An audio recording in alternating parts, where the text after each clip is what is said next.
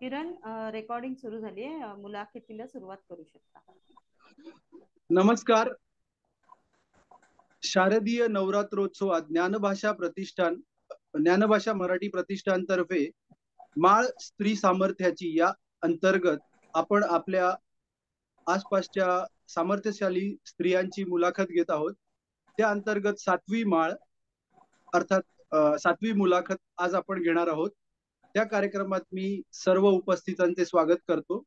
सर्वप्रथम स्वागत आजच्या उत्सव मूर्ती श्रीमती विजयाताई पाटील यांचं आणि ज्ञानभाषा प्रतिष्ठानचे सर्व पदाधिकारी उपस्थित श्रोतेगण यांचं मी स्वागत करतो. नमस्कार. नमस्कार विजयाताई.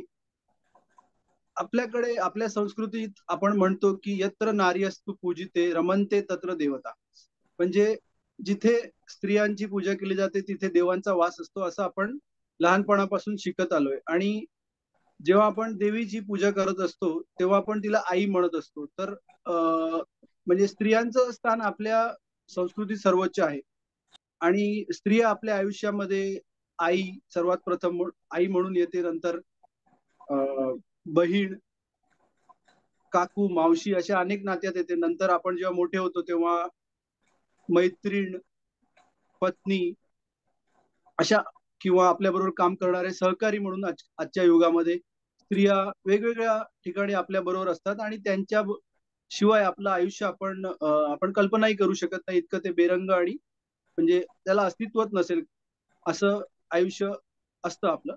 तर त्यामुळे आपल्याला स्त्रियांचं सामर्थ्य वेगळं सांगायची गरज नाहीये, पण रोजच्या आयुष्यात आपलं म्हणजे संसार चालवताना आपल्या बरोबर म्हणजे काय म्हणतात ना त्याला, डेली हिरोज, म्हणजे आपल्या आसपासच खूप मोठं काम करणारे व्यक्तिमत्व असतात. त्यांच्यापैकीच एक आहेत विजयाताई पाटील.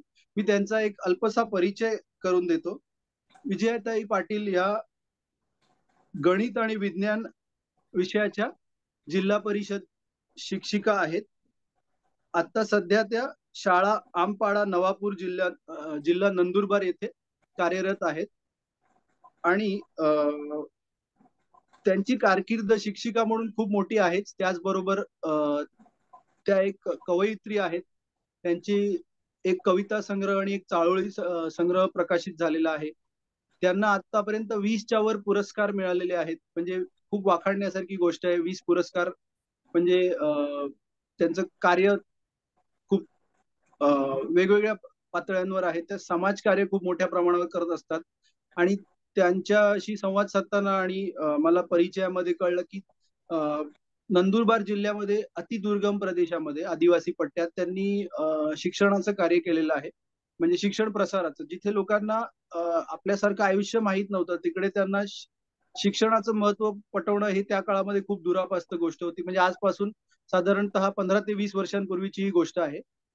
आणि त्यांनी ते यशस्वीपणे 7 वर्ष तो जेव्हा स्त्री शिक्षिका ही पद्धतही लोकांना माहीत नव्हती तेव्हा त्यांनी हे आदिवासी समाजात जाऊन त्यांना शिक्षणाचं महत्व पटवणे, मुलांना त्याची गोडी लावणे हे कार्य केलेलं आहे. तर मला वाटतं आपल्याला आज यांच्या मुलाखतीतून खूप प्रेरणादायी संदेश मिळेल आणि आपल्या म्हणजे पुढच्या आयुष्यामध्ये आपण काहीतरी चांगलं करण्याची प्रेरणा मिळेल असं मला वाटतं. तर आपण सुरुवात करूया आजच्या मुलाखतीला. विजयाताई, तुमच्यासाठी माझा पहिला प्रश्न आहे, म्हणजे आम्हाला जाणून घ्यायला आवडेल की तुम्ही आता जे यशस्वी कारकीर्द केली तेवढं समाजकार्य करता, कविता करता, तर ह्या सगळ्याची प्रेरणा आणि जडणघडण आपल्याला निश्चितपणे बालपणापासून काहीतरी आपल्या आयुष्यात गोष्टी असतात. तर तुम्ही आपल्या बालपणाबद्दल सांगा, काही आठवणी किंवा आई वडिलांचे काही विशेष संस्कार ज्यामुळे तुम्हाला असं वाटतं की तुम्ही अशा प्रकारे यशस्वीपणे आणि तुमच्या कुटुंबियांचे तुम्हाला मिळालेले सहाय्य विवाहित आयुष्यामध्ये, तर तुम्ही अशा प्रकारे यशस्वी कारकीर्द करू शकता. प्रथम नमस्कार सर्वांना. बालपण देगा देवा असं आपण म्हटलंच आहे आणि जसा घराचा पाया हा महत्वाचा असतो इमारत उभं राहण्यासाठी, तसं आपलं पुढील आयुष्य घडण्यासाठी बालपण महत्वाचं असतं. आणि या बालपणात माझे खरे जे मार्गदर्शक आहेत ते म्हणजे माझे आई वडील. माझे वडील हे माध्यमिक शिक्षक होते आणि त्यांच्या शिस्तीचा अगदी करडी नजर घरातही आणि शाळेतही होती. कारण ज्या हायस्कूलला मी शिकले त्याच हायस्कूलला तेही शिक्षक म्हणून होते. माझ्या बालपणी म्हणजे जवळपास मी जेव्हा पहिलीत होते 1976 साली, त्यावेळेपासून मला सोनार बाई म्हणून मॅडम होत्या. त्याही कडक शिस्तीच्या होत्या आणि त्यांच्या शिस्तीखाली सुद्धा माझं पहिली तर चौथीचं शिक्षण झालं. आणि त्याच वेळी त्यांनी वेगवेगळ्या स्पर्धा त्या काळी घेतल्या आणि त्यातून मी प्रोत्साहित होत गेले, स्पर्धेत भाग घेत गेले. वक्तृत्व झालं, गायन झालं, भाषण झालं, निबंध झालं आणि या स्पर्धेमधून मी घडत गेले. आणि ह्या स्पर्धांना घरातून मार्गदर्शन मिळत होतं.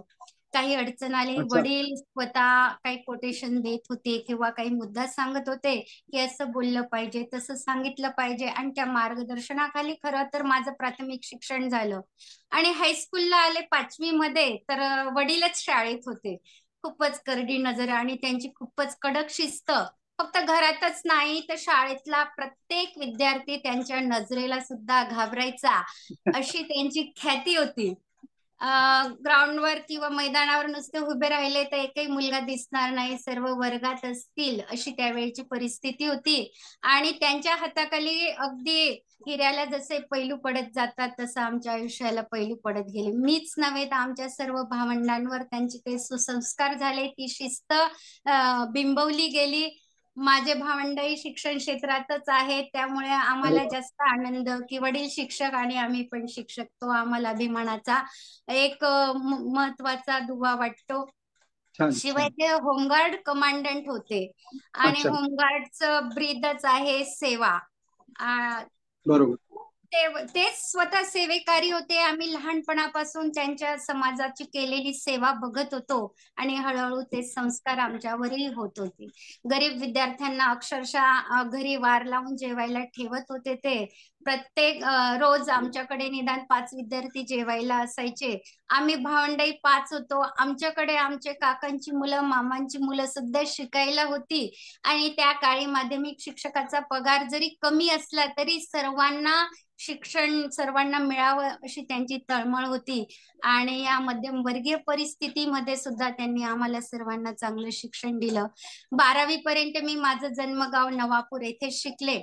12वी सायन्स पर्यंतच इथं शाळा होती आणि पुढील महाविद्यालय इथं नव्हतं विज्ञान शाखेचं. त्यामुळे मी धुळ्याला शिकायला गेले. धुळ्याच्या SSVPS कॉलेजला माझं BSc झालं आणि तिथल्याच हॉस्टेललाही मी राहत होते. हॉस्टेलला तर सर्वच मुली एकत्र होतो. पण लहानपणापासूनच मला थोडस धाडसाची आवड होती आणि कुठेही काही झालं तरी मी पुढे असायचे. मग ते अरे वा. अंधारात जाणं असो किंवा एखाद्या मागणी म्हणजे आम्हाला हे पाहिजे ते पाहिजे, हॉस्टेलला ह्या सुविधा बरोबर. पाहिजे, असं असो की पुढाकाराने त्या करत होते मी.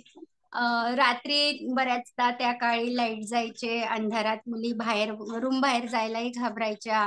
मग मला घेऊन इकडं तिकडं फिरायच्या. असाच एक प्रसंग सांगते की लाईट गेली होती, खिडकीतून आमचा आवाराचा परिसर दिसत होता आणि झाडाजवळ एक पांढरी आकृती दिसत होती. जवळच्या 2-3 रूमच्या मुली आल्या, काहीतरी आहे, काहीतरी आहे, झाडाखाली काहीतरी आहे. आणि भूत म्हणून त्या घाबरायला लागल्या. मग मी म्हटलं कसलं भूत, काहीच नसतं भूत वगैरे, तर तुम्ही काही मनात घेतलंय. मग त्यांनी मला चॅलेंज केलं, मग तू जाऊन दाखव म्हणे, तुला जर भीती वाटत नाही तर तू जाऊन दाखव. आणि खरंच मी त्यावेळी मोबाईल नव्हते, काहीच नव्हतं, पण चाचपडत मी त्या झाडाजवळ गेले आणि ती जी हलणारी आकृती त्यांना दिसत होती तिला हात लावला. मग लक्षात आलं, अरे ती एका मुलीची पांढरी ओढणी होती जी उडून तिथं गेली होती. मग अशा रीतीनं मी चॅलेंज घेतलं, पण मला ते बरं वाटलं. आणि हीच वृत्ती, थोडं पुढे जाण्याची वृत्ती, नेतृत्व करण्याची वृत्ती, ही वडिलांपासून आमच्यामध्ये आली असं मला वाटतं. आणि त्यानंतर BSc झाल्यानंतर लग्न झालं आणि लग्नानंतर DED केलं आणि झेडपीला शिक्षिका म्हणून रुजू झाले. असं हे बालपण खरंच सुखाचं गेलं, अगदी सौख्याचं गेलं, खेळीमेळीनं गेलं. आणि जे वाटावं, माणसाने वाटत राहावं असं अन्न असो, ज्ञान असो किंवा आपल्या जवळील वस्तू असो गरजवंताला द्यावी, हे त्या काळीच आम्हाला बिंबवलं गेलं. आणि म्हणून ज्या ज्या वेळेला जास्तीचं असेल ते ते दुसऱ्यांना देत गेले आणि अशा रीतीनं जीवन यशस्वी होत गेलं. खूप म्हणून छान, माझं खूप छान आठवण सांगितली तुम्ही. म्हणजे तुम्ही जे म्हटलात की प्राथमिक शिक्षकाचा पगार खूप नव्हता, पण तेव्हा मन मोठी होती आणि स्वप्न मोठी होती. हे तुमच्या सांगण्यातून आम्हाला नक्कीच दिसलं. आणि तुम्ही ज्या सवयी सांगितल्यात त्या म्हणजे प्रत्येक पालकांनी आपल्या मुलांमध्ये अंगी बाणवायला हव्यात, असं त्यातून आपल्याला नक्कीच धडा आणि घेता येईल. त्यातून एक गोष्ट पुन्हा सांगावीशी वाटते मला, की माझे वडील इथल्या सार्वजनिक वाचनालयाचे तेव्हा सचिव होते. अच्छा. आणि ज्या ज्या वेळेला वर्षभरातून पुस्तक खरेदी व्हायचे ते माझ्या घरी येऊन आमच्या घरी असायचे बरेच दिवस. आणि ते 150 पुस्तकं असो 200 पुस्तकं असो ते स्वतः वाचायचे. आणि त्यांचं पाहून मला इयत्ता 4थी पासून पुस्तक वाचनाचा एवढा भयंकर नाद जडला, तर अक्षरशः अभ्यासाच्या पुस्तकात पुस्तक ठेवून मी ते वाचायचे. अरे वा. आणि लोकांना दिसायचं ही अभ्यास करते, पण मी पुस्तकं वाचायची. का वाचनाचा छंद तो माझ्या मनात जुळला, तो आजतागायत आहे. ही एक खूप जमेची बाजू आहे, कारण वाचनानेच प्रगल्भता आली आहे असं मी म्हणेन. आणि लिखाणासाठी जे शब्द भांडार लागतं ते त्या वाचनामुळे मला आज उपलब्ध होत आहे असं मला निश्चितच, जाणवत आहे. निश्चितच. मी तोच माझ्या प्रश्नामध्ये एक छोटासा भाग राहून गेला होता की तुम्हाला कवितांची आवड कशी. तुम्ही म्हणजे वडिलांच्या शिस्तीचं सांगितलं. म्हणलं एवढ्या करड्या शिस्तीमध्ये कवितेची म्हणजे आवड कशी काय निर्माण झाली, त्याचा खुलासा आता तुमच्या वाचनाच्या सवयीतनं नक्कीच झालाय. आता माझा पुढचा प्रश्न आहे, या कवितांकडेच आपण वळूया. की तुमची दोन म्हणजे पुस्तकं प्रकाशित झाली, एक कविता संग्रह आहे आणि एक चारोळी. तर हो. तुम्ही इतक्या छान छान कविता करता, तर या नवरात्री निमित्त आणि स्त्री सामर्थ्यानिमित्तच्या म्हणजे आपण जी गोष्टी बोलतोय त्यानिमित्त तुमची काही एखादी खास कविता किंवा चारोळी असेल तर ती आम्हाला ऐकायला खूप आवडेल. नवरात्र आहे आणि आपल्या देशातल्या 9 व्यक्तींना मी ओवीबद्ध केलेलं आहे स्त्री अरे वा. सामर्थ्याला. तर ते मी सांगू इच्छिते इथं. सर्व या देशातल्या ज्या वीरांगना होऊन गेल्यात, देशभक्ती निर्माण करणाऱ्या स्त्रिया होऊन गेल्यात, काही रणांगणावर लढल्यात, काही समाजात लढल्यात, त्या सर्वांना प्रथम वंदन करते आणि माझी ही कविता मी त्यांना अर्पित करते. एकच सेकंद व्हिडिओ ऑफ करतो, तुम्ही चालू ठेवा. सॉरी. येस, काही हरकत नाही. पहिली माझी ओवी ग राष्ट्रमाता जिजाऊला, घडविले छत्रपती साकारले स्वराज्याला. दुसरी माझी ओवी ग राणी लक्ष्मीबाईला, कर्तृत्वाने तळपली अमर केले झाशीला. तिसरी माझी ओवी ग क्रांती ज्योती सावित्रीला, शेण गोळे खाऊनही तयार झाल्या शिकवायला. चौथी माझी ओवी ग महाराणी ताराला, घोड्यावरती दौड केली झुंजविले औरंग्याला. पाचवी माझी ओवी ग साध्वी अहिल्याबाईला, धर्मशाळा विहिरी आणि घाट बांधले नदीला.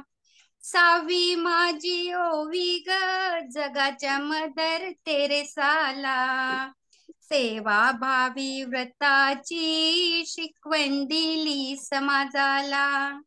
सातवी माझी ओवी ग खानदेश कन्या प्रतिभाला, देशाच्या राष्ट्रपतीचा सर्वोच्च मान मिळविला. आठवी माझी ओवी ग अंतराळ कन्या कल्पनाला, अविरत मेहनत घेऊन गाठिले ध्येयाला. नववी माझी ओवी ग पंतप्रधान इंदिरेला, कणखर करारी बाणा तिचा अभिमान वाटे देशाला. दावी माझी ओवी ग कष्टणाऱ्या मातेला, वाईटाशी लढुनिया सर्वास्ने प्रगतीला. अशा सर्व मातांना माझं नमन. खूप छान, एकदम सुंदर. तुम्ही खास निवडून आपल्या इतिहास पुरुष, संत आणि समाज सुधारकांचे म्हणजे स्त्रियांचे सर्व गुणविशेष त्या म्हणजे एकाच कवितेमधून आपल्याला त्या लक्षात. आणि सर्वात शेवटी आपल्या आईचा उल्लेख केला तुम्ही, म्हणजे जी सगळ्यांच्याच आयुष्यात प्रत्येकाची आईचं जे महत्व असतं. खूपच सुंदर कविता. आता माझा पुढचा प्रश्न आहे, तुम्ही नंदुरबार जिल्ह्यामध्ये जे शैक्षणिक कार्य केलं, तो तुमच्या म्हणजे आपल्याला आपल्या कामानिमित्त काही गोष्टी कराव्या लागतात, पण तुम्ही त्याच्या पुढे जाऊन, पलीकडे जाऊन जो एक ध्यास घेऊन शिक्षण प्रसाराचं कार्य केलं, तर त्याबद्दल आम्हाला जाणून घ्यायला आवडेल. आणि तिकडचे काही एखादून खास अनुभव ज्यातून तुम्हाला ऊर्जा मिळाली. म्हणजे आता आपला शक्तीचा उत्सव आहे, तर त्या त्या घटनेतून इतरांनाही ऊर्जा मिळेल असा माझा उद्देश आहे. तर तुम्ही ते सांगितलं तर खूप बरं होईल. नक्कीच. पूर्वी नंदुरबार जिल्हा हा धुळे जिल्ह्यातच होता आणि त्या काळी DPEP म्हणजे district program education program, district primary education program हा प्रकल्प महाराष्ट्रातील 9 जिल्ह्यात सुरू करण्यात आला होता. त्या अगोदर मी माझी पहिली जी नेमणूक होती धडगाव तालुक्यातील छापरी या गावी. त्या गावी जायला इतकं खडतर होतं की फक्त वर्षाचे 4च महिने जीप गाडी असायची आणि इतर महिने पायी जावं लागायचं आणि ते अंतर होतं 8 किलोमीटर. मी रोज 8 किलोमीटर जायची आणि 8 किलोमीटर यायची. बापरे. हे करत असताना मला एकही दिवस असं वाटलं नाही की मी का एवढं चालत आहे आणि का जात आहे. कारण ती जी शाळा मला मिळाली होती ती शाळा बंद पडलेली शाळा होती आणि माझ्या पुढे ते मोठं एक शिखर होतं की मला ही शाळा चालू करायची आहे, मुलं गोळा करायची आहे आणि माझं जे काम आहे अगदी चांगलं करून दाखवायचे. म्हणजे पहिल्याच दिवसापासून माझी इथंच संघर्षाला सुरुवात झाली होती. आणि जी शाळा अगदी गाईच्या गोठ्यासारखं समाज मंदिर होतं, तिथं कडबा चारा वगैरे असा भरला होता आणि मला सांगण्यात आलं ही शाळा आहे. पाहूनच मला आश्चर्य वाटलं आणि मग लगेच मी भाषा वेगळी, तिथं पावरी बोलली जात होते आणि आमच्या नवापूर तालुक्यात मावची वसावा भाषा बोलली जाते. पण तरी माझं त्या भाषांवर प्रभुत्व नव्हतं. परंतु तिथल्या एका मोठ्या मुलाला मी हाताशी घेतलं. पोलीस पाटील, कोतवाल वगैरे यांना भेटले आणि मला उद्या हे सर्व खाली करून हवं आहे. आणि मुलं काय एक छोटीशी पेटी त्यांनी दिली की शाळेचं हेच दप्तर आहे. हजेऱ्याही नव्हत्या तर मुलांचं काय. मग मी त्या मुलाला हाताशी धरून 8 दिवस सतत प्रत्येक घराशी गेले की जे टेकड्यांवर, एका टेकडीवर एक घर, दुसऱ्या टेकडीवर दुसरं घर, तिसऱ्या टेकडीवर आणि बापरे. जवळजवळ मी 35 मुलं शाळेत येणारी तयार केली आणि 8 दिवसात माझी शाळा हसू खेळू लागली. 35 मुलांच्या सानिध्यात मी शिक्षण द्यायला, अध्यापनाला सुरुवात केली. प्रथम तर मी पहिल्याच दिवशी त्या सर्वांना हँडपंपवर घेऊन गेले आणि सर्वांची तेथे आंघोळ घातली. कारण ती मुलं शाळेत येण्याजोगी सुद्धा स्वच्छ नव्हती. पहिलीच त्यांचा हा धडा मला त्यांची स्वच्छता करावी लागली. स्वच्छतेकडून मग मी आमच्या शिक्षणाकडे वळली. त्यांना आरोग्य सांगितलं. सुरुवातीला फक्त खेळीमेळीत गाणे गोष्टी आणि नंतर खरं शिक्षणाला सुरुवात झाली. अशीच जर सुरुवात होती तर मला खूप साऱ्या अडचणी यायला लागल्या. परंतु तरीही त्या शाळेत मी 35 मुलं जोडून त्यातील काही मुलं त्यावेळी स्कॉलरशिप परीक्षेलाही बसवली होती. आणि हे ध्येय जेव्हा मी पूर्ण केलं त्याच वेळेला हा प्रोग्राम DPP चालू झाला आणि आमच्या गट शिक्षणाधिकाऱ्यांचं लक्ष माझ्याकडे गेलं की कामसू आहे आणि मला त्यांनी कार्यालयात या कार्यक्रमात काम करण्यासाठी महिला संचालिका या पदावर घेतलं. कारण ज्या महाराष्ट्रात 9 जिल्ह्यात हा प्रोग्राम चालू झाला त्या महाराष्ट्रामध्ये येथे जेथे साक्षरता कमी होती तेथे हा प्रोग्राम राबवण्यात आला नंदुरबार जिल्ह्याची स्त्री साक्षरता अवघी त्या काळी 32% होती आणि ते एक मोठं आव्हान होतं. 5 वर्षात या प्रोग्राम मध्ये स्त्री साक्षरतेचं प्रमाण वाढलं पाहिजे आणि त्या कामी महिला संचालिका म्हणून माझी नियुक्ती करण्यात आली. आणि हे काम करत असताना प्रत्येक गावागावात खेडोपाड्यात वेगवेगळे महिला मेळावे, किशोरी मेळावे आयोजित करून त्यांना शिक्षणाचं महत्व पटवणं हे मोठंच माझ्या समोर काम होतं. पण तरीही मी कुठेही डगमगली नाही. काही गावांना पायी गेली, काही गावांना एखाद्या शिक्षकाच्या मदतीने पोहोचली आणि त्या महिलांप्रती शिक्षणाचं महत्व काय आहे हे समजावून देण्याचं कार्य केलं. मला यामध्ये एक आठवण सांगावीशी वाटते. काकडदा हे गाव आहे धडगाव तालुक्यात. तिथं मोठा महिला मेळावा होता आणि मला बोलवलं होतं की या तुम्ही स्त्रियांना आम्ही गोळा करत आहोत आणि त्यांना समजावून सांगा.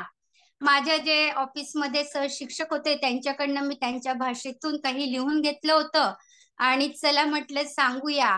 पण सांगताना त्यातल्या काही जमलेल्या महिलांनी सांगितलं की मॅडम तुम्ही मराठीत बोललात तरी चालेल. मराठीतनं मी गाणी सांगितली, गोष्टी सांगितल्या, बरचसं सांगितलं आणि तिथं एक महिला आली होती, प्रौढ वयीन होती. ती महिला हळूच मला म्हणते माझ्या घरी येशील का? मी म्हटलं येईन ना ताई. न यायला काय झालं? नाही म्हणे तू मोठी दिसते मला, तू माझ्या घरी कशाला येशील? नाही म्हटलं ताई मी येईन. जवळच असणाऱ्या तिच्या घरी मी गेले आणि ती म्हटलं माझ्या घरची चहा तुला चालेल का? म्हटलं चालेल ना. नाही म्हणे दूध नाहीये, काळी चहा देईन. म्हटलं चालेल मला. ती काळी चहा घेतली तेव्हा तिच्या डोळ्यातनं अश्रू यायला लागले. मी म्हटलं का रडताय ताई? म्हणे माझी पण तुझ्यासारखी लेक राहिली असती, पण मला अर्धवट ज्ञान आणि त्या लेकीला मी शिक्षण दिलं नाही. मला तिला झालेला आजार समजला नाही आणि ती गेली म्हणे वारली. तुझ्याकडे पाहिलं, मला तिची आठवण झाली. ती पण शिकली असती आणि तुझ्यासारखं भाषण दिलं असतं. तो एवढा भावस्पर्शी म्हणजे हृदयस्पर्श हा अनुभव तिचा ऐकला आणि खरं तर मलाच तिथं रडायला आलं. मी पण रडले. आत्ताही माझे डोळे भरून आणले. कारण त्या बाईचं खरी तळमळ होती की अशा अतिदुर्गम भागात किती अज्ञान आहे.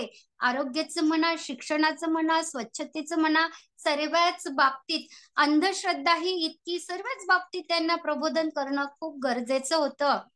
तसं मी जेथे जेथे जात होते तेथे तेथे सर्वच विषयांना स्पर्श करण्याचा प्रयत्न करत होते आणि नक्कीच या 5 वर्षात खूप साऱ्या मुलींची पटनोंदणी वाढली होती आणि खूप साऱ्या आमच्या तारा चल शाळेला चलत चलत तारा म्हणत आम्ही जे बोलवून घेऊन आलो होतो ते शिक्षणाच्या प्रवाहात आल्या होत्या आणि खरंच या प्रोग्रामची तीच यशस्वीता म्हटली जाईल आणि मला खूप आनंद झाला. त्यानंतर मी शाळेत रुजू झाले आणि त्यानंतर माझी बदली नवापूर या तालुक्यात झाली. नवापूरमध्ये शाळेवर खूप सारे उपक्रम राबवले मी. बरंच वाचन कोपरा झालं. स्वतः माझे तयार केलेल्या मी छोट्या छोट्या चारोळ्या कागदांवर लिहायचे, कार्डवर लिहायचे आणि दोऱ्यांना बांधून द्यायचे, टांगून द्यायचे. मुलांना कंपल्सरी तिथं ते वाचन करायला लावायचे. अशा रीतीने अनेक उपक्रम राबवीत राबवीत जवळजवळ 17 वर्ष मी जिल्हा परिषद 1ली ते 5वीला शिकवलं. त्यानंतर मला विषय शिक्षिका म्हणून 6वी ते 8वी वरच्या वर्गांना नेमणूक देण्यात आली. माझ्या पहिल्या शाळेत असताना एक मुलगा होता जो मार्टिन नाव, त्याचे आई वडील नव्हते, तो अनाथ होता आणि जवळच्या किराणा दुकानात तो काम करायचा. पण त्याला फावल्या वेळात तो शाळेत येऊन बसायचा, माझ्याजवळ बसायचा. हळूच माझ्या साडीला हात लावायचा. मला म्हणायचा मला तुम्ही खूप आवडतात मॅडम, मला वाचायला शिकवाल का? मी म्हटलं हो शिकवेल. नाही पण मला ना आमचे मालक नाही येऊ देणार. मग मी म्हटलं ठीक आहे मी येईन त्यांच्याजवळ बोलायला. त्याच्यासोबत मी त्या दुकानदाराकडे गेले. मग ते दुकानदार खरं तर त्याला असंच सांभाळत होते, पण सांभाळण्याच्या मोबदल्यात तो थोडं दुकानात कामही करत होता. वय वर्ष 8-9 होतं त्या मुलाचं. मग त्याच वेळेला सेतू शाळा हा उपक्रम पण येणार होता. मी त्यांच्याशी बोलले की तुम्ही थोडं म्हणजे थोडंसं योगदान द्या. ह्या मुलाला पुढं शिकण्याची खूप इच्छा आहे. त्याचा मी शिक्षणाचा सर्व खर्च मी करेन. फक्त तुम्ही त्याला जेवू खाऊ घाला, तुमच्याकडे राहतोय तो राहू द्या. तर ते म्हटले ठीक आहे मॅडम, त्याला मी 2 तास येऊ देईन शाळेत.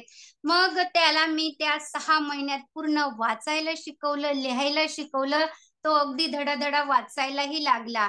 पण त्याचं वय जास्त होतं आणि लहान मुलांमध्ये त्याला शिकायला थोडंसं अवघड वाटायचं. त्याच वेळी आमच्या नवापूर तालुक्यात शेतूशाळा उपक्रम सुरू झाला होता, की जे शाळाबाह्य मुलं आहेत त्यांना त्यांच्या वयानुरूप त्या इयत्तेचा अभ्यास शिकवायचा, असं त्या उपक्रमाचं उद्दिष्ट होतं.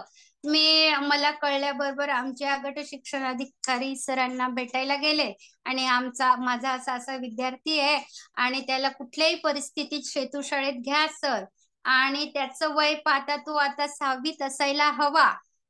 असं सांगितल्यावर त्यांनी त्याला तिथं 45 दिवसाच्या सेतू शाळेमध्ये ठेवलं आणि निश्चितच 5वी पर्यंतचा त्याचा अभ्यास तिथं पूर्ण केला गेला. आणि तो आल्यानंतर त्याच्या मालकांशी बोलून मी त्याला 6वीला हायस्कूलमध्ये प्रवेश दिला आणि तेव्हा मला खूप आनंद झाला की नाही, एक मुलगा खरंच शिक्षणाच्या या गाडीमध्ये सवार झाला आहे आणि नक्कीच त्याला यशाचा टप्पा मिळणार आहे. कालांतराने काही वर्षांनी तोच मुलगा मला येऊन भेटला बाजारात. त्याला अचानक मी दिसले आणि तो डायरेक्ट माझ्या पायांवर वाकला. मी ओळखलाही नाही कारण त्याची शरीरयष्टी बरीचशी बदलली होती. मग म्हणाला, मॅडम मी मार्टिन आहे. मला इतका आनंद झाला तर माझ्या डोळ्यात अश्रू आले. आणि मग तो म्हणतो, मॅडम मी खरंच शिकलो, मी 11वी केली मॅडम, मला शक्य होतं 11वी पर्यंत शिक्षण मी केलं आणि मी आता सुरतेला जॉब करतो. मी म्हटलं तू 11वी पर्यंत शिकला, आता जेव्हा तुझी मुलं होतील त्यांना नक्कीच चांगलं शिकव. आणि बस अजून काय बोलू, माझं आवाज पण भरायला आलेला आहे. खूप खूप छान असा हा अनुभव होता माझ्या आयुष्यातला. किरण एक मिनिट मी जरा तुम्हाला म्यूट करते. काय म्हणताय मृणालताई? एक मिनिट म्यूट करते तुम्हाला आणि परत अलाव करते, म्हणजे कोणाचा आवाज नाही येणार. मी केली होती सेटिंग पण राहून गेली वाटतं काहीतरी. ओके, मी तुम्हाला आस्क टू अनम्यूटचं ऑप्शन दिले ताई, तुम्हाला पण दिले. हा सुरू करू.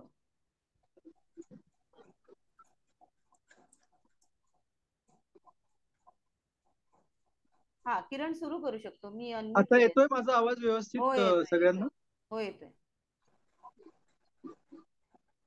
विजयाताई, खरंच तुमच्या या आठवणी आणि अनुभव ऐकून आम्हाला पण थोडंसं म्हणजे म्हणलं तर मला ऐकताना भरून आलं आणि खूपच अभिमान वाटला की तुम्ही एवढं सुंदर कार्य, म्हणजे आपल्या कामाचा भाग म्हणून काम करणं वेगळं आणि ते मनापासून एक चॅलेंज म्हणून स्वीकारणं. तुम्ही जी तुमच्या हॉस्टेलची आठवण सांगितली त्याप्रमाणेच तुम्ही तुमची वृत्ती चॅलेंज स्वीकारण्याची होती, तसं तुम्ही तो स्वीकारून शाळा हसती खेळती केली तुमच्या भाषेत म्हणायचं तर. आणि त्याचबरोबर अनेक विद्यार्थ्यांचं म्हणजे शिक्षणाची दारं उघडी करून तुम्ही खूप मोठं म्हणजे त्या विभागात कार्य केलेलं आहे. म्हणजे पु ल देशपांडेच्या चितळे मास्तरांची म्हणजे त्याच्यातनं नक्कीच आपल्याला छाप दिसते तुमच्या कार्यातनं.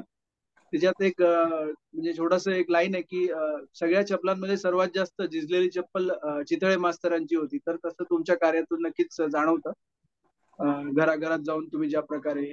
तर खूप छान वाटलं ऐकून. आता माझा पुढचा प्रश्न आहे, तुम्ही कवयित्री आहात तर ह्या कव्य प्रतिभेचा तुम्हाला शिक्षण क्षेत्रात कसा वापर करता आला आणि त्याचा म्हणजे तुम्ही कसा वापर करून घेता मुलांना शिकवताना, जेणेकरून आपले या मुलाखत पुढे काही शिक्षक लोक ऐकतील किंवा पालक ऐकतील तर त्यांना आपल्या कार्यामध्ये म्हणजे कामामध्ये याचा उपयोग होईल तुमच्या सांगण्याचा? नक्कीच याचा उपयोग होतो, कारण आता परीक्षेची धाटणी बदलली आहे. मुलांना 3 शब्दावरून गोष्ट सांगणे हा प्रश्न असतो किंवा एक 4 ओळी लिहिणे हा प्रश्न असतो. मग ते कसं लिहायचं, 4 ओळी कशी तयार करायची, त्यासाठी यमकचे शब्द कसे शोधायचे आणि त्या यमकच्या शब्दात आपली कल्पना कशी बसवायची, ह्या गोष्टी मुलांना सहज साध्य सांगता येतात. हे झालं प्रायमरी लेवलचं. परंतु मोठ्या मुलांनाही आपण कवितेकडे वळवू शकतो, आपल्या कविता वाचायला देऊन, किंवा वेगवेगळे स्लोगन लिहिणं, घोषवाक्य तयार करणं, किंवा एखादं काही कार्यक्रम असेल त्या कार्यक्रमाला विद्यार्थ्यांना सूत्रसंचलनासाठी काही स्वतः कोटेशन लिहून देणं किंवा त्यांच्याकडनं ते म्हणून घेणं, हे तर कामात येतच. आणि आम्ही काही वेळेला काव्य वाचनाच्या स्पर्धा घेतल्या आहेत, काव्य किंवा कविता गायनाच्या स्पर्धा घेतल्या आहेत. त्यातून काव्य वाचन कसं करावं, काय करावं हे मार्गदर्शनही विद्यार्थ्यांना होतं. त्यांच्या कल्पनेला खुला आकाश मिळतं. त्या कवितांच्या आधारे ते स्वतःही लिहू शकतात. तसंच बालकाव्य संमेलनही ऑनलाईन घेण्यात आलं होतं महाराष्ट्रामध्ये. बरीचशी मुलं या कवितेच्या, जसा मला लळा लागला, कवितेचा लळा बालकांनाही लागावा, साहित्याचा लळा लागावा, किंवा कविता वाचनासाठी त्यांना आवड निर्माण व्हावी, त्यांनीच रचलेली नव्हे तर कोणतीही कविता ते सादर करू शकतात, या उद्देशाने ते ऑनलाईन कवी संमेलन आम्ही 2-3 वेळा भरवलं आहे आणि विद्यार्थ्यांनी छान प्रतिसाद दिला. त्या योगे त्यांच्या कविता तरी पाठ होतात, त्या कवितांचे कवी कोण आहेत तेही लक्षात राहतं. अशा रीतीनं हा जो साहित्यिक मळा आहे पुढे पुढे चालत राहील, नदी वाहते तसा तो वाहत राहील असं वाटतं, आणि याचा अभ्यासाला खरंच मदत होते आहे. तसं छान पाहायला छान. गेलं माझा विषय गणित आणि विज्ञान आहे. मी त्याकडेच मी येणार. वर्गात तेच शिकवते. परंतु तरीही जेव्हा परिपाठ होतो, परिपाठामध्ये वेगवेगळ्या गोष्टी, कथाकथन किंवा करणे, मुलांना गोष्टी सांगायला लावणे, आणि कविताही वेगळ्या. आज तुम्ही काय वाचलं, पेपर मधून कोणती बातमी वाचली ते वाचन करून घेणं, ह्या गोष्टी मी सातत्याने अजूनही करत असते. अरे बापरे, खूप छान. म्हणजे तुमचे विद्यार्थी भाग्यवान आहेत की त्यांना असे चौफेर शिक्षिका मिळाल्या ज्या त्यांच्या सर्वांगीण विकासाकडे कायम लक्ष देत असतात. तर माझा पुढचा प्रश्न आहे, अर्थातच आता तुम्ही जे सांगितलं वाचनाबद्दल, की आत्ताच थोड्या दिवसांपूर्वी वाचन प्रेरणा दिन होऊन गेला. तर तुम्हाला म्हणजे आजच्या पिढीला वाचनाची आवश्यकता किती आहे हे तुम्ही म्हणजे सगळे मुलं मोबाईलवर असतात हल्ली आणि टीव्ही बघत असतात, सोशल मीडिया असतो, तर त्यासाठी तुम्ही कोणते उपक्रम राबवता आणि पालकांनी काय केलं पाहिजे असं तुम्हाला वाटतं? कारण मुलांना आपण सांगितलं की हे कर ते कर, की त्यांना ते आवडत नाही. तर मग तुम्ही तुमच्या शिक्षकी बाण्याने ते कसं पटवून देता आणि कसं मुलांकडून करून घेता? खरंच हा अत्यंत महत्वाचा असा प्रश्न आहे. या आता कोविड काळामध्ये ऑनलाईन शिक्षणच्या बोलबाला झाला आणि विद्यार्थ्यांच्या हातात जास्तच मोबाईल जायला लागला, आणि ते नेमकं शिक्षण करत आहेत, काही अभ्यासाचं वाचत आहे, काही इतरच काही पाहत आहे, हे पाहायला सुद्धा पालकांना वेळ नाही, किंवा ते पाहतही नाही आपला मुलगा मोबाईलवर घेऊन काय करत आहे. आणि विद्यार्थ्यांची वृत्ती सुद्धा आता बदललेली आहे. त्या दृष्टीने खरं तर वाचन कोपरे तयार केले आम्ही.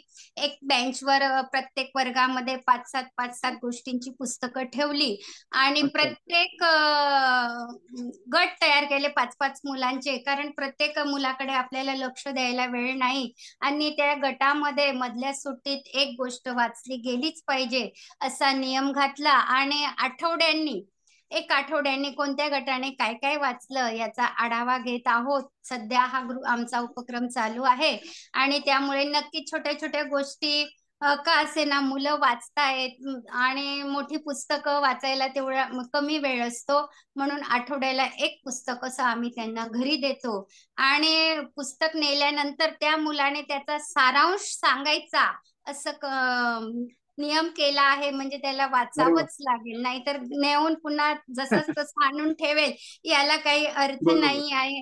त्यामुळे वयोगटानुसार आम्ही तशी पुस्तकं उपलब्ध केलेली आहेत. वाचन कोपरे तर असतातच, शाळेमध्ये वृत्तपत्र येतं त्याचंही वाचन असतं, किंवा त्यातली जी कोडी वगैरे असतो तेही सोडवून घेतो. वाचन कार्ड, छोट्या छोट्या कवितांचं, छोट्या चुटकुल्यांचे वाचन कार्ड आहेत, ते पण आम्ही वाचवून घेतो. अशा रीतीने वाचनाकडे विद्यार्थी कसा वळेल याकडे शाळेत लक्ष दिलं जातं. पण हा जो आमचा परिसर आहे बहुसंख्य अगदी पाड्यापाड्यांचा आहे, आणि घरामध्ये कुठल्याही घरामध्ये पूरक वाचनासाठी पुस्तकं नाहीत. विद्यार्थी शाळेत वाचतो तेच वाचतो. नाही तर घरी म्हणजे गावांमध्ये दुकानं नाहीत, साध्या दुकानाच्या पाट्या वाचायला सुद्धा त्यांना नाहीये. म्हटल्यावर वाचन संस्कृतीपासून ते खरंच खूप दूर आहे असं वाटतं. आणि म्हणून शाळेतच जितकं होईल तितकं आम्ही वाचन घेत असतो. अरे वा, खूप छान. ही जी वाचन कोपरे ही जी तुम्ही संकल्पना राबवता ती खूप कौतुकास्पद आहे. त्यामुळे नक्कीच तुमच्या शाळेतल्या मुलांचं वाचन आणि म्हणजे वाढलं असणार आणि त्याचा तुम्हाला परिणाम दिसत असेल. आणि आम्हाला पण म्हणजे शहरात राहताना प्रत्येकाला आपल्या घरातही ही कॉन्सेप्ट म्हणजे ही कल्पना मुलांसाठी वापरता येईल. कारण जेवढी मुलं पुस्तकं हाताळतील तेवढी त्यांची वाचण्याची आवड वाढेल आणि नक्कीच त्यांच्यात नवीन कारण मोबाईल जसा हातात येतो तसं पुस्तक हातात आल्यावर पण त्यांच्यात फरक पडणारच. त्यामुळे खूप छान.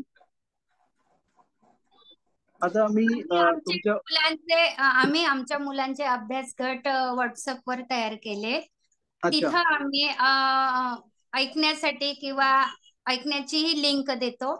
एखादी कथा वगैरे त्यांनी ऐकल्यावर शाळेत येऊन त्या कथेवर आम्ही प्रश्न विचारतो. मग कळतं की खरंच ती कथा त्यांनी ऐकली का. ऐकले की नाही. मग बरोबर. ऐकली असेल तर मग त्या कथेचं पुस्तक आमच्याकडे असेल तर ते त्यांना उपलब्ध करून देतो आणि हे पुस्तक पण तुम्ही वाचा सांगतो.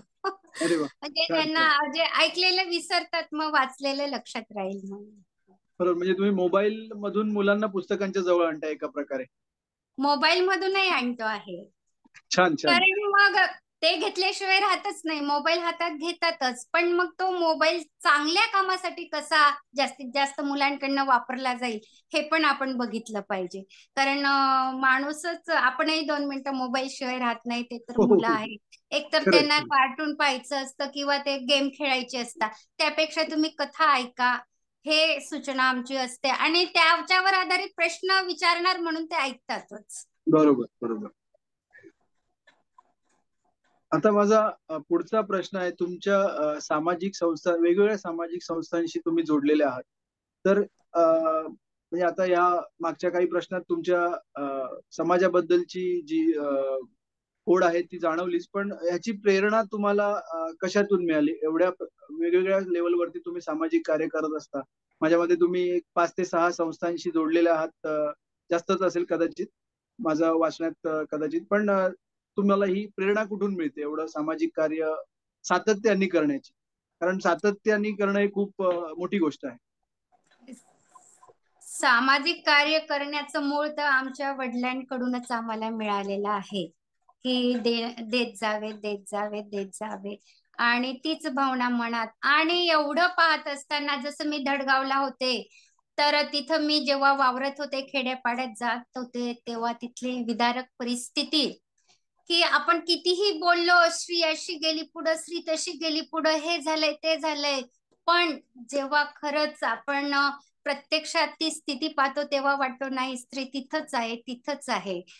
काही टक्के स्त्रियांना खूप काही मिळालं आहे आणि बाकी स्त्रिया तशाच राहून गेल्या आहे. ही जाणीव खूपच मनाला खंतवणारी. आणि त्या दृष्टीने माझ्या शाळेतल्या ज्या मुली गरीब मुली की ज्यांना काही वेळेला घरी वापरण्याचे कपडे नव्हते ते फक्त शाळांचे कपडे घालायचे अशा मुलींना वापरण्यासाठी म्हणून कपडे देण्यापासून ती निदान आपण एवढं तर करू शकतो खूप नाही पण निदान एवढं तर करू शकतो असं म्हणून त्या विद्यार्थिनींना मदत करणं. किंवा ज्या विद्यार्थ्यांना खरंच एक वही घेण्याची पालकांची कुवत नाही जिथं ते एक वेळ उपाशी राहतात तिथं ते मुलांना काय लेखन साहित्य घेऊन देणार आहे हा विचार करून सातत्यानं की आपला मुलगा जर लिहिता व्हायला पाहिजे तर त्याला लेखन साहित्य पाहिजे. त्याला लेखन यायचं असेल तर त्याला वह्या पाहिजे पाट्या पाहिजे हा विचार करून बऱ्याच वर्षापासून शासन पाट्या देत नाहीये. पण मी गेल्या कित्येक वर्षापासून माझ्या शाळेसह माझ्या परिसरातल्या 5-6 शाळांना वह्या पुस्तकं लेखन साहित्य जे आवश्यक असेल ते देण्याचा प्रयत्न करते आहे. आणि ही जाण खरं तर मला माझ्या वडिलांकडूनच मिळाली आहे. कारण तेही आमच्या डोळ्यांसमोर विद्यार्थ्यांना खूप मदत करायचे की विद्यार्थ्यांनी शिकलं पाहिजे. शिकणार तर टिकणार. आणि माझ्या ज्या महिला भगिनी आहे आजूबाजूच्या शाळेच्या परिसरातल्या त्यांना सतत मी काहीतरी, तुम्ही हे करा, तुम्ही ते करा, म्हणजे तुम्हाला काहीतरी पुढं जायला संधी मिळेल, 2 पैसे मिळतील, तुमची प्रगती होईल, असं सांगण्याचा सल्ला. आणि आपण काय तेवढं जास्त आर्थिक जास्त काही करू शकत नाही, पण जेवढं जेवढं देता आलं तेवढं तेवढं देण्याचा प्रयत्न केलेला आहे. आणि म्हणतात, जे न देखे रवी ते देखे कवी, वरून तपेल ओळखणं. म्हणजे घराचं दार पाहून किंवा अंगण पाहून समजून जाणं घरात कशी परिस्थिती असेल असं दिसल्यावर आपण त्या पालकांना सांगणं, तुम्ही प्रयोग वह्या घेऊनच द्या, तुम्ही निबंध वह्या घेऊनच द्या, हे हे नाही केलं. कारण त्यांना जिथे जेवायलाच नाही येते ते ह्या गोष्टी ते करणार नाहीत. आणि त्यामुळे आपणच विद्यार्थ्यांना सहाय्यभूत ठरायचं असं मी ठरवलं होतं. आणि त्याप्रमाणे आता माझी वाटचाल चालू आहे. आवाज आवाज नाही. हा, मी म्यूट केलं होतं कारण माझ्या इथे थोडा गरबाचा कार्यक्रम चालू आहे आमच्याकडेही चालू आहे. त्यामुळे जरा मी आवाज म्यूटवर ठेवला होता. खूप छान, तुम्ही जे सामाजिक कार्य करताय ते ऐकून खूप छान वाटलं. आणि मला इथे सगळ्या श्रोत्यांसाठी एक उल्लेख करायचा आहे. म्हणजे विजयाताई दरवर्षी, आता त्यांनी सांगितलं की आसपासच्या विद्यार्थ्यांना, शाळेतल्या आणि शाळेबाहेरच्या पण वेगवेगळं शैक्षणिक साहित्य वाटप करत असतात. त्याचबरोबर त्या साधारणतः गेली अनेक वर्ष 5 ते 10 विद्यार्थ्यांना सगळ्या प्रकारचं शैक्षणिक सहाय्य करतात, साधारण 10,000 रुपयापर्यंत. म्हणजे वेगवेगळ्या पातळ्यांवर त्यांचं सामाजिक कार्य चालू असतं. म्हणजे खूप कौतुकास्पद आहे आणि आपल्याला प्रेरणादायी आहे. आपण याच्यातनं आपल्या थोडी तरी आपल्या फुल ना फुलाची पाकळी एवढी मदत केली तर निश्चितच महाराष्ट्रात अनेक विद्यार्थ्यांचं कल्याण झाल्याशिवाय राहणार नाही. आता मी माझ्या पुढच्या प्रश्नाकडे वळतो. तो म्हणजे आपला तुमच्या पुरस्कारांचा, म्हणजे साधारणतः 20 ते 22 पुरस्कार तुम्हाला मिळाले. तर या सगळ्या पुरस्कारांमध्ये तुम्हाला सर्वात जास्त कुठला पुरस्कार आपलासा वाटतो किंवा त्या पुरस्काराबद्दल अभिमान वाटतो, असं म्हणजे माझा प्रश्न आहे, जो तुम्हाला खरंच उल्लेखनीय वाटतो, की कुठले 2-3 पुरस्कार तुम्हाला खूप चांगले वाटतात?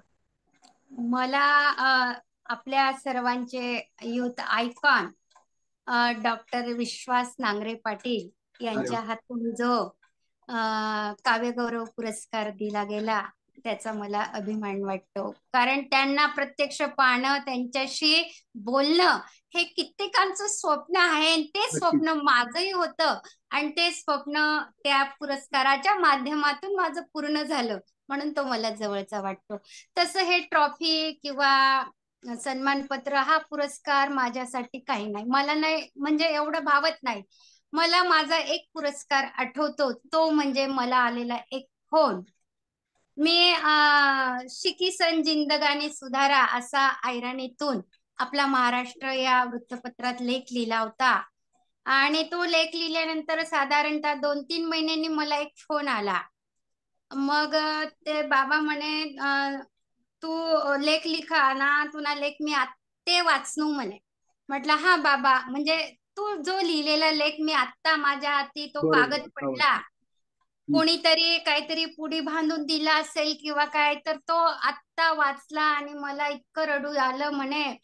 तर मला राहवलं नाही. तिथं तुझा मोबाईल नंबर होता, पण माझ्या मोबाईल मध्ये बॅलन्स नव्हतं.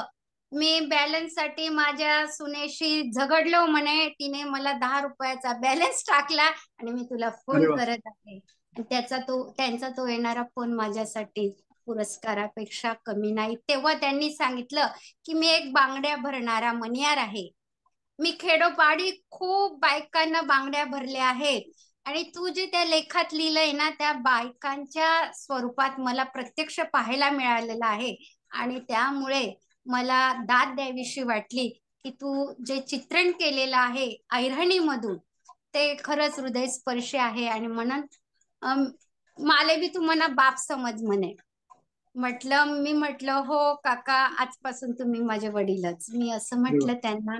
आणि इतकं म्हणजे त्यांनी इतक्या कठीण परिस्थितीत दिवस काढलेले असतानाही त्यांनी भांडून जे 10 रुपये माझ्याशी कॉल करण्यासाठी मागितले आणि माझ्याशी ते 2 शब्द बोलले, मला जो आशीर्वाद दिला तो आज माझा श्रेष्ठ पुरस्कार असं मला वाटतं. क्या बात आहे, खूपच छान.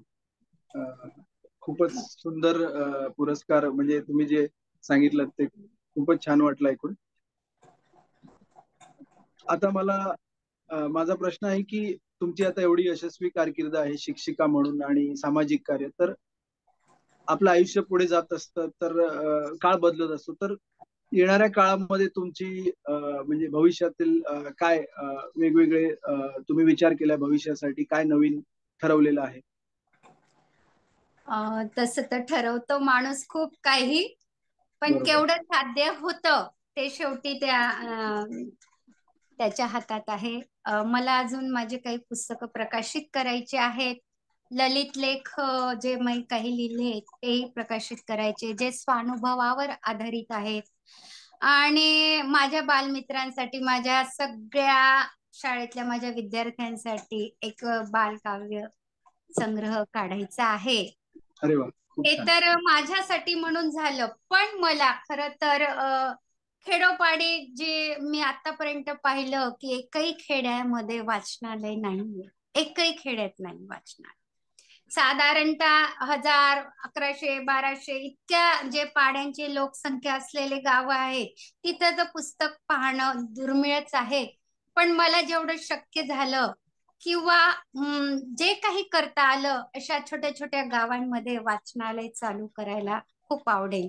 आज मी जिथे कार्यरत आहे तिथल्याच ग्रामसेवकांशी, सरपंचांशी माझं बोलणं चालू आहे की आपल्या गावात आपण वाचनालय चालू करूया आणि पहिली मोठी देणगी माझ्याकडून असेल, असं मी त्यांना सांगितलं आहे. तुमच्या परीने जेवढं तुम्ही करता येईल तेवढं करा, माझ्या परीने मला जेवढं करता येईल मी करेन. आणि असं आयुष्य असेपर्यंत जितके वाचनालय मला उघडता येईल तेवढे मी उघडण्याचा प्रयत्न करेन. हेच माझं मोठं स्वप्न आहे. कारण त्या निमित्तानं का असे ना, मुलं पुस्तकांच्या संपर्कात येतील आणि आपली वाचन संस्कृती नक्कीच वाढणार आहे. एवढंच, हे मोठं स्वप्न आहे माझं. बाकी तर घर, गाडी, बंगला, पैसा हे तर प्रत्येकाचं असतंय. भौतिक सुविधांसाठी प्रत्येक जण असतोय. तसं पाहायला गेलं आता माझा मुलगा नोकरी म्हणजे जॉबला लागलाय, म्हणून मला ते टेन्शन आता नाही. त्याच्यामुळे मी ह्या वाचनालयाच्या सुरू करण्याच्या प्रक्रियेला प्राधान्य देणार आहे. अरे वा, खूप छान. तुमचा जो संकल्प आहे त्याला भरपूर यश मिळो आणि तुमच्या मार्फत अनेक विद्यार्थ्यांच्या आयुष्यात पुस्तकांचा प्रकाश पडो अशी आम्ही सदिच्छा देतो. आणि मगाशी माझ्या दुसऱ्या प्रश्नाच्या वेळेलाच मी एक लिहून ठेवलं होतं की तुम्हाला एखादी कविता जी तुम्ही म्हटलीत त्यानंतर शेवटचं म्हणजे तुम्ही एवढी यशस्वी कारकीर्द करताय, तर स्वतःबद्दल तुम्ही काही कविता केली आहे का? किंवा तसं नसेल तर तुमची आवडती कविता जी तुमच्या आयुष्याची थोडक्यात धांडोळा घेईल अशी आम्हाला एखादी कविता ऐकवली तर बरं होईल. आणि तुम्ही मगाशी मला बोलताना सांगितलं होतं की तुम्ही केली आहे कविता पण तुम्ही वाचणार नाहीये. तर मी आग्रह ती करेन की अगदी तुम्ही माझ्या वाचा. सुरुवातीच्या काळातली कविता होती.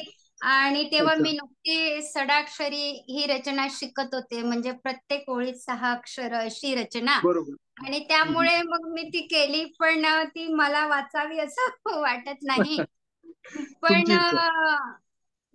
ठीक आहे, आपण म्हणतात तर मी वाचते. आणि अरे वा, छान त्यानंतर छान. एक बालगीत मला आवर्जून सादर करायचं आहे असं मला वाटतंय. करूया का? नक्कीच तुम्ही नक्कीच. म्हणाल हो हो, तसं. नक्कीच नक्कीच. हा. दोन्ही तर ऐकायला आवडेल.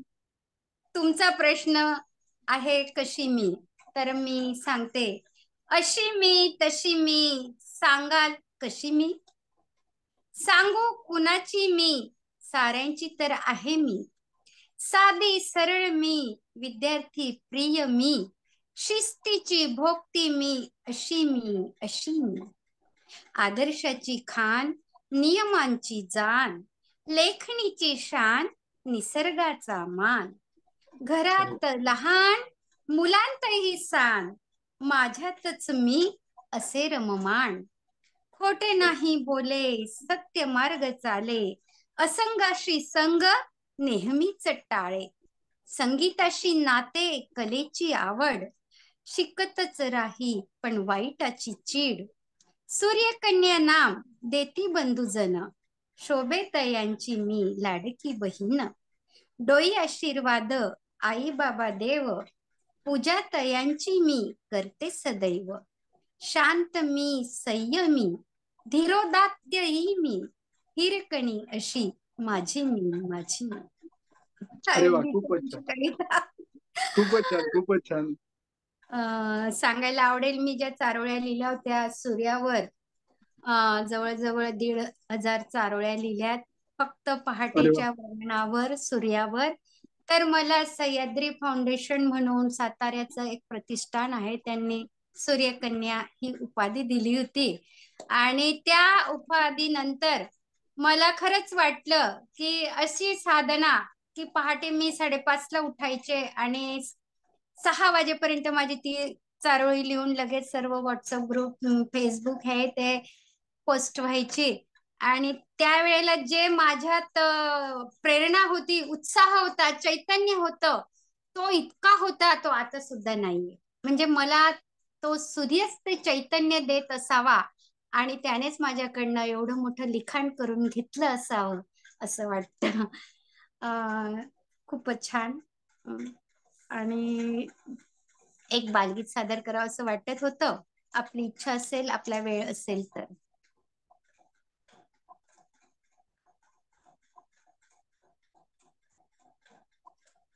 म्यूट आहात. हो, आता झालो.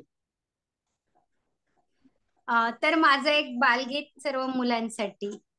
वाटते ग आई मला खूप काही करावे, निसर्गाच्या सानिध्यात नेहमी फिरावे. वाटते ग आई मला खूप काही करावे, निसर्गाच्या सानिध्यात सदा मी राहावे. वाहतोय जुळू जुळू कैसा निर्मळ झरा, हिरव्या पानातून शीळ घालतोय वारा. वाहतोय जुळू जुळू कैसा निर्मळ झरा, हिरव्या पानातून शीळ घालतोय वारा.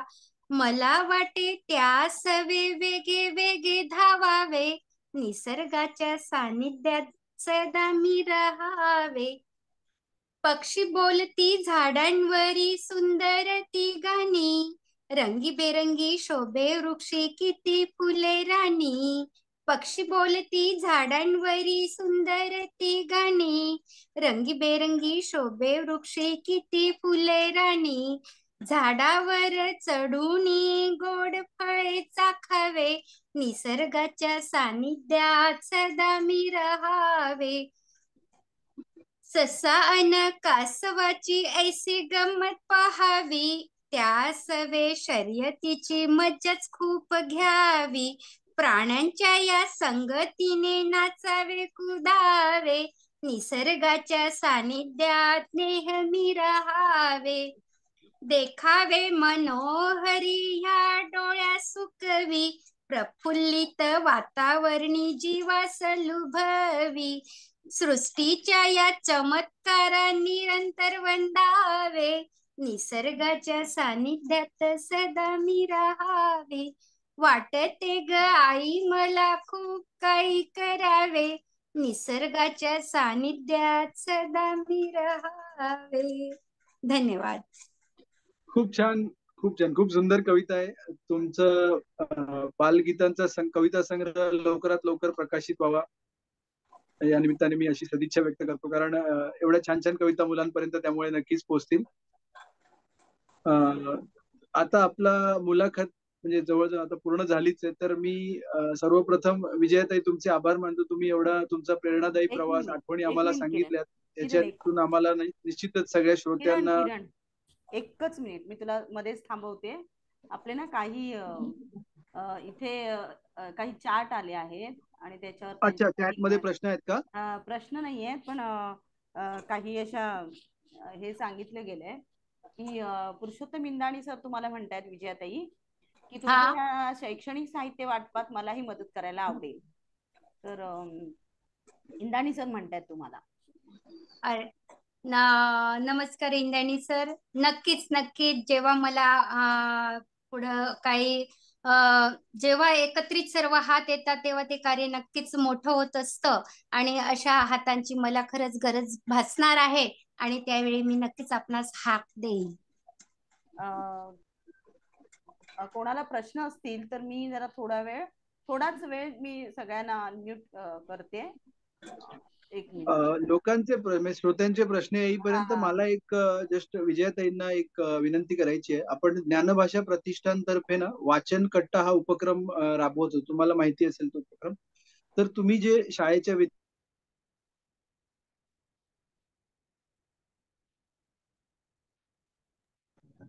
माझा आवाज येतोय विजयाताई?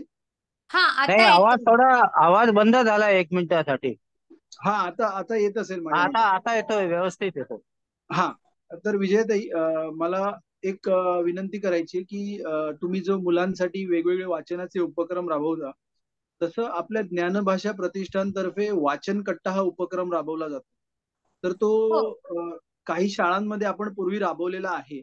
तर तुमच्या शाळेत आपल्याला तो राबवता येईल. जर का तुमची इच्छा असेल तर आपण म्हणजे आम्ही संस्थेचे पदाधिकारी मृणालताई आपले नंतर इतर उपसचिव आहेत आणि अध्यक्ष आहेत, ते सगळे तुम्हाला संपर्क करतील. म्हणजे आपल्याला तो चांगल्या नक्कीच प्रकारे राबवता. नक्कीच दिवाळी नंतर वाचन कट्टा आपण राबूया शाळेमध्ये. अगोदर मी ज्या शाळेत होते तिथं वाचन कट्टा घेतच होते, किंवा मी स्वतः एक कथा वाचून आपल्यासाठी सुद्धा वाचन कट्टा होता, त्याच्यात मी सहभागी होत होते.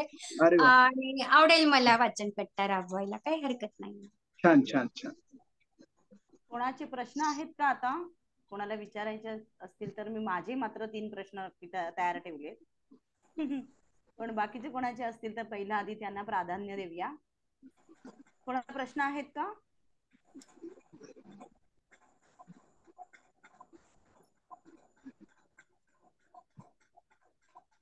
ओके, ठीक आहे. मी माझे प्रश्न विचारते. त्यातून पण आले तर मी ताई तुम्हाला मी आता बरीच वर्ष आपण एकमेकांना ओळखतो. हो, नक्कीच. आणि मी तुमच्या सकाळ एकदम सकाळ झाली की ग्रुपवरती तुमचं पहाटेचा ती एक चारोळी यायची. मग तुमची चारोळी आली की आम्हाला वाटतं हा सूर्य उगवला. म्हणजे हेच मी तुम्हाला सगरोळीला बघितलं होतं प्रत्यक्ष जेव्हा आपली भेट झाली तेव्हा. हो, तर नक्कीच. सगरोळीला मी बघते तर माझं लक्ष असं होतं की तुमचं लक्षच नाही, पण तुमचं सगळं लक्ष त्या सूर्याकडे होतं की तो उगवला उगवला आणि मग तुम्ही लगेचच एक चारोळी तयार केली पटकन तिथल्या तिथे, फोटो घेतला आणि तो तुम्ही टाकून दिला. तर मला असं म्हणायचं की याच्यावरच माझा एक प्रश्न असा आहे की पहाटे सूर्य उगवायची तुम्ही वाट बघताय आणि मग चारोळी करताय, हे तुम्हाला कधीपासून सुचलं? म्हणजे का सुचलं, हे कसं काय सुचू शकतं हे, असं म्हणते. ते मला पूर्वी सकाळी चालायला जायची सवय होती, आणि आमचा म्हणजे पूर्ण नंदुरबार जिल्हा निसर्गाचा ठेवा आहे, आणि खूप सुंदर असं दृश्य दिसत होतं, आणि आपोआप मला शब्द स्फुरायला लागले. ते कसे स्फुरले तेही मला सांगता येणार नाही. आणि सूर्याची त्यावेळीची जी स्थिती मी पाहून यायचे चालून, आणि ती स्थिती मी वर्णन करायला लागली चाळूमध्ये, आणि अशा रीतीनं मला आपोआप एकामागे एक ते लिंकच लागली. आणि एवढ्या दिवसात 1 दिवसाचा सुद्धा मी खंड पाडला नाही, हेही विशेष होतं. आणि तेवढं नेटनेही मला साथ दिली नाही, तर पूर्वी आमच्या नवापुरात एवढं नेट चालायचं नाही. आणि त्याच्यामुळे मी शेअर करण्यासाठी सुद्धा 3ऱ्या मजल्यावर जायचे की माझी चारोळी आज गेलीच पाहिजे ग्रुपवर, या दृष्टीने 3ऱ्या मजल्यावर जाऊन चढून जिथं नेट मिळायचं तिथून मी शेअरिंग सुद्धा केलेली आहे. एवढा मला तो ध्यास, एवढा वेड लागलं होतं, असं समजा तुम्ही. खूप छान. एखाद्या गोष्टीचा ध्यास घेतला तर तो कुठपर्यंत घ्यायचा ते पूर्णत्वालाच जातो. आपण म्हणतो की प्रयत्न वाळूचे कण रगडितात, त्याच प्रकारे मी प्रयत्न करत गेले आणि नॉनस्टॉप धावतच गेले त्या चारोळी लेखनामध्ये, थांबलेच नाही कुठं. मस्त मस्त. माझा पुढचा प्रश्न असा आहे की तुम्ही तंबाखू मुक्त शाळा अभियान सुरू केले होतं, राबवलं होतं, तर हो, हो. त्याबद्दलचा काही अनुभव असेल तर आम्हाला सांगा. तंबाखू म्हणजे खेडेगावात खूपच खातात. आपले पालक असो की इतर लोक असो, नुसतं तंबाखू तोंडात घेऊन खातच नाही, तर ती तंबाखू जाळून दातांना सुद्धा लावतात. आणि त्यानंतर तीच तंबाखू आपल्या त्या पानामध्ये टाकून त्याची विडी करून ओढायची, असे बरेचसे प्रसंग. आणि ज्या वेळेला मी प्रवासामध्ये एसटी मध्ये बसायची, पूर्ण त्या धुराने ती एसटी बस भरलेली असायची आणि मला त्रास व्हायचा. हा माझा अगोदरचा अनुभव होता. आणि नंतर नंदुरबार जिल्ह्यात सलाम बॉम्बे नावाचं त्यांनी तंबाखू मुक्त अभियान राबवायला सुरुवात केली आणि माझा तो अनुभव जमेच धरता मला वाटायला लागलं नाही आपण तंबाखू मुक्त केलंच पाहिजे. आणि मग आमचे दूत आमचे विद्यार्थी आम्ही प्रत्येक विद्यार्थ्याला म्हणजे घरातल्या 3 व्यक्तींना तंबाखू मुक्त करण्याचं आवाहन केलं आणि आम्हीही पालक सभा घेतल्या. ग्रामसभेमध्ये आमचे विषय मांडले, त्यांना समजावून दिलं. अक्षरशः मोबाईलवर चित्रफित दाखवून किंवा टीव्हीवर युट्यूबवर असं काहीतरी व्यवस्था करून ते तंबाखूचे दुष्परिणाम काय सगळं समजावून सांगितलं. मग निदान शाळेत येताना तरी लोकांनी तंबाखू खाऊ नये याचा कडक नियम बनवला. खरंच आमच्या विद्यार्थ्यांनी यात खूप कार्य केलं. त्यांनी त्यांच्या पालकांना तंबाखू मुक्त करूनच सोडलं आणि बरेचसे आमचे लोक तंबाखू मुक्त झाले. आणि विद्यार्थिनी होत्या, शाळेच्या आवारात कोणी आलं आणि त्यांना दिसलं की तंबाखू खात आहे तर विद्यार्थिनी त्यांच्या जवळ जायच्या आणि आम्हाला 200 रुपये दंड द्या, तुम्ही आमच्या शाळेजवळ तंबाखू खात आहेत असं सांगायच्या. त्याच्यामुळे निदान शाळेत तरी कोणीही तंबाखू खाऊन येत नव्हतं. हा मोठा आम्हाला यश म्हणता येईल. आणि निदान खूप सारे लोक तंबाखू मुक्त झाले, व्यसन मुक्त झाले. याचं फलित ते अभियानामध्ये होतं. मस्त ताई, खूपच छान. ताई तुमचा आवाज खूप छान आहे, शिवाय तुम्ही कविता खूप छानपणे सादर करता. तुमच्या आवाजात एक नम्रपणा पण आहे आणि तुमच्या वागण्यातही आहे. तर या सगळ्याचा एकत्रित मेळ करून तुम्ही सूत्रसंचालन करता. हो, तर त्यामुळे तुम्ही एका सुरत येथे सूत्रसंचालन तेही 8 तासांचं केलेलं आहे. तर नक्की. त्यावेळेचा काही अनुभव तुम्ही सांगू शकाल का? ते एक काव्य संमेलन होतं आणि एक त्यामध्येच पुरस्कार वितरण पण होतं. आमचे ओळखीचे बंधू होते की जे कवी होते आणि अगोदर त्यांनी मला सूत्रसंचालन ऑनलाईन सूत्रसंचालन करताना पाहिलं होतं काव्य संमेलनाचं. मग त्यांनी फोन केला मला की सूत्रसंचालन कराल का. आदल्या रात्री उद्या असं सूत्रसंचालन असं सांगितलं. म्हटलं एका रात्रीत तयारी, पण म्हटलं ठीक आहे करेन. मग गेले. अगोदर तिथं गेल्यावर कोण कोण मान्यवर येणार आहे, स्त्री आहे पुरुष आहे यांचं सर्व माहिती घेतली. स्त्रिया असतील तर स्त्रियांसाठी वेगवेगळ्या चारोळ्या माझ्या ज्या संग्रही आहेत त्या मी कागदावर पटकन लिहून घेतल्या. पुरुषांसाठी त्यांच्या मान्यवरांसाठी त्यांच्या त्यांच्या पदाप्रमाणे चारोळ्या लिहून घेतल्या. आणि माझ्या इतर चारोळ्या मोबाईलमध्ये भरपूर असतात ज्या मला काव्य संमेलनचं सूत्रसंचालन करताना उपयोगात येतात. म्हणजे एखाद्या ज्या विषयाची कविता सादर केली असेल त्या विषयावर लगेच चारोळी आपण सांगणं किंवा त्या कवितेच्या अगोदर आपली चारोळी सांगणं वगैरे असं सवय झाली असल्या कारणानं सहज असं ते सूत्रसंचालन मला करता आलं. विशेष म्हणजे ते बहुभाषिक होतं. नवापूर येथे 50% गुजराती असल्या कारणाने मला गुजरातीची थोडी जाण आहे आणि सुरत येथे त्या भाषेचाही मला उपयोग करता आला. आणि ते सूत्रसंचालन खरंच खूप बहारदार झालं. ऐन वेळी केलेलं पण बहारदार असं. खूप छान. मस्त. किरण, माझे प्रश्न संपलेले आहेत. आपण तुझं आभार झालं की मग मी उद्याच्या कार्यक्रमाचं सांगते. ओके ओके चालेल. तर विजयाताई, तुम्ही तुमची एवढी यशस्वी कारकीर्द आम्हाला उलगडून दाखवलीत आणि त्यातून आम्हाला खूप प्रेरणादायी अनुभव सांगितलेत. खूप काही शिकायला मिळालं. तर तुम्ही या दिलेल्या वेळाबद्दल आणि सांगितलेल्या अनुभवांबद्दल खूप खूप तुमचे आभार सर्वप्रथम. आणि ज्ञानभाषा मराठी प्रतिष्ठान संस्थेचे आभार, कारण त्यांनी मला आज मुलाखत घेण्याची संधी दिली, आजच्या एवढ्या चांगल्या उत्सव मूर्तींचा परिचय करून देण्याची संधी दिली. त्याचबरोबर तांत्रिक सहाय्यासाठी मी मृणालताईंचे आभार मानतो. ज्ञानभाषा मराठी प्रतिष्ठानच्या सचिव आहेत त्या. आणि ज्ञानभाषा प्रतिष्ठान साठी झूमचं जे प्रायोजकत्व दिलेलं आहे ते ज्ञानभाषा प्रतिष्ठानचे उपसचिव श्री अभिजित शिंदे यांचेही आभार. त्याचबरोबर ज्ञानभाषा प्रतिष्ठान मराठी प्रतिष्ठानचे उपस्थित सर्व पदाधिकारी, अध्यक्ष आणि इतर सर्व पदाधिकाऱ्यांचे आणि श्रोत्यांचे मी आभार मानतो की त्यांनी एवढा वेळ आमचं संभाषण ऐकलं आणि मुलाखतीला दाद दिली. तत्पूर्वी ज्ञानभाषा मराठी प्रतिष्ठान यांनी अध्यक्ष आदरणीय सुचिकांतजी वनारसे, सचिव सौ मृणालताई पाटोळे यांनी माझी मुलाखत घेण्याचे ठरवले आणि मला प्रोत्साहित केले मुलाखत देण्याबद्दल. त्याबद्दल संपूर्ण प्रतिष्ठानचे, मुलाखत घेणारे आदरणीय किरणजी यांचे आणि मुलाखत ऐकणारे सर्वच यांचे मी मनापासून मला इथं बोलवल्याबद्दल आभार मानते.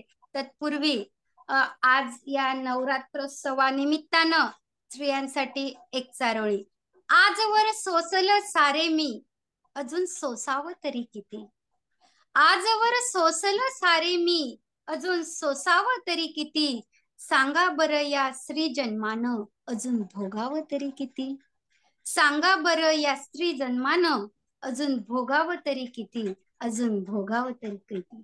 हा माझा प्रश्न समस्त समाजाला की स्त्रियांसाठी अजूनही जी बंधनं आहेत ती खुली व्हावी, बस हीच अपेक्षा. आणि पुन्हा एकदा सर्वांचं आभार मानते. आभार आभार आभार. धन्यवाद ताई.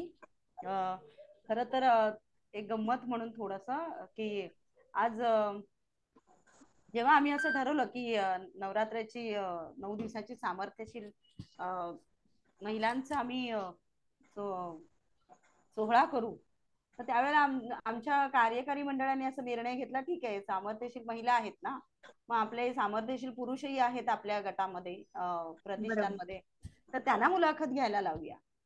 आणि या पूर्ण आतापर्यंतच्या मुलाखतीमध्ये मी बघितलं तर आमचे सगळे हे पुरुष अगदी निवेदनामध्ये तरबेज झालेले आम्हाला जाणवत आहेत. त्यामुळे आजचंही निवेदन खूप छान झालेलं आहे आणि आम्ही देत असलेली हे जी प्रशिक्षण आहे असं म्हणूया खूप चांगलं सार्थकी लागतं असं म्हणायला पाहिजे. आणि म्हणून किरण, तुझे आजच्या या निवेदनासाठी खूप खूप आभार. खूप छान झालंय निवेदन. उद्या आपली पुढची माळ मला वाटतं 7वी ना, 8वी माळ गुंफली जाणार आहे आणि त्यासाठी आपल्याकडे येणार आहेत प्रीती कामत तेलंग. थोडक्यात तुम्हाला सांगते की प्रीतीताई ह्या गेली 7 वर्षापासून अमेरिकेत राहतात. ज्ञानभाषा मराठी प्रतिष्ठानच्या त्या विश्वस्त सल्लागार आहेत आणि शिवाय गेल्या 7 वर्षापासून ते तिथे राहत असल्याने तिथे संशोधन करतात. अमेरिकन शिक्षण प्रणाली, विविध शाळा आणि शिक्षकांना सक्षमीकरणासाठी त्या मार्गदर्शन करतात. स्वस्तिश्री या सर्जनशील जीवन शिक्षण संस्थेच्या त्या संस्थापक आहेत आणि अजून त्यांची बरीच काही ओळख आहे, तर ती आपण उद्याच्या माळेमध्ये नक्कीच ऐकूया. त्यासाठी उद्या आपण याच एवढ्याच संख्येने वेळेवर हजर राहाल अशी आशा करते आणि आजचा हा कार्यक्रम संपला असं जाहीर करते. धन्यवाद. धन्यवाद. धन्यवाद.